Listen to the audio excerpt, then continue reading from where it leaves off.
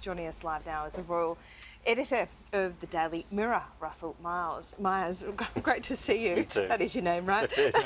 I don't know anyone, to be honest. Yeah, I know. What a beautiful service, and it couldn't have gone any better. You were inside Westminster Abbey. What was it like?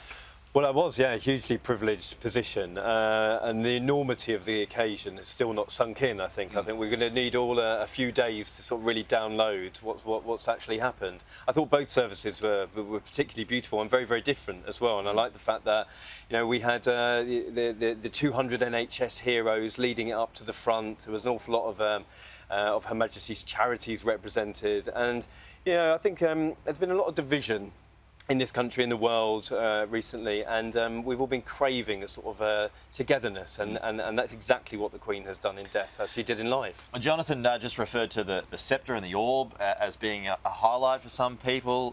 Laura, you mentioned earlier that it was the dogs and the pony as well, the Queen's pony. These little singular events that happened today that kind of stood out for people. What was something for you that stood out more than anything else? I can't get this image of the long walk out of my head. I mean, it's blown me away, because you see all the imagery that's associated with the royal family. We saw it here on the balconies at Buckingham Palace for the Platinum Jubilee, and that was simply extraordinary. But from all those little moments, the pomp and pageantry that the Brits do so well, I just thought the fact that, you know, hundreds of thousands, if not millions of people have come out onto the streets, not only today, but over these whole 10, 11, 12 days. And again, I think this outpouring of emotion is something that's just so akin to what Her Majesty was about. And that is exactly what King Charles needs to tap into now, because he has a big job on his hands. He certainly does. Whether he can tap into it, I think perhaps not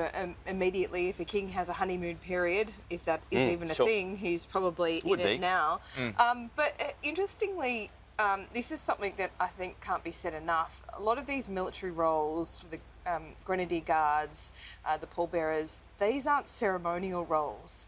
I read that the pallbearers were actually in Iraq less than 2 weeks ago. Yes, absolutely. And here they are carrying out the most important job there was today. And they have been front and centre. You know, these chaps who have done this job. I mean, look at the plane that brought back Her Majesty's body. The C-17. I mean, that was doing missions in Afghanistan and Ukraine very recently. So, again, none of these things happen by accident, and these people are chosen. You look at the gamekeepers that carried Her Majesty's body. These were personal relationships, and she was across all of these details. And that's, for me, is one of the most fascinating aspects of this whole experience. Charles has already shown that he can change his mind and or make a decision and reverse it.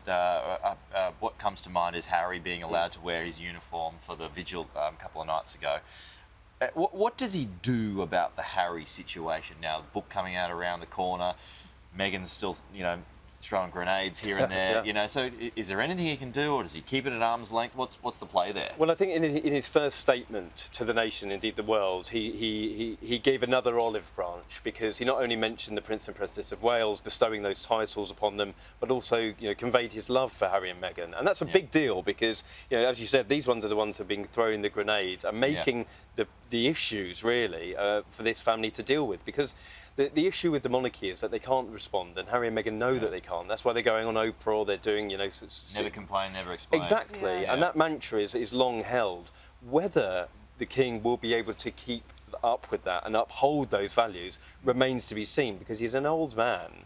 An elderly gentleman, let's say, and there is the argument that a leopard can't change its spots. Whether that will remain, we'll see. I mean, he's just, you say an old man, I mean, because on a good run he might have 15 years, maybe. Well, let's not count him down just yet. He's a fit man, and you know, and his heart is in the right place. I can tell you that. And I just think he has an extraordinary job on his hands, because he's got the family issues. We've discussed the fact that with the Commonwealth realms, there's a lot on his in tray, and he's got to get getting 70 years though. No, it's definitely not getting 70. We can safely say that, unless there's some kind of modern marvel that we don't know about.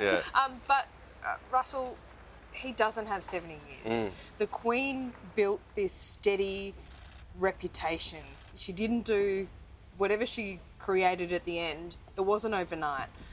she did have her horrible periods in the early 90s.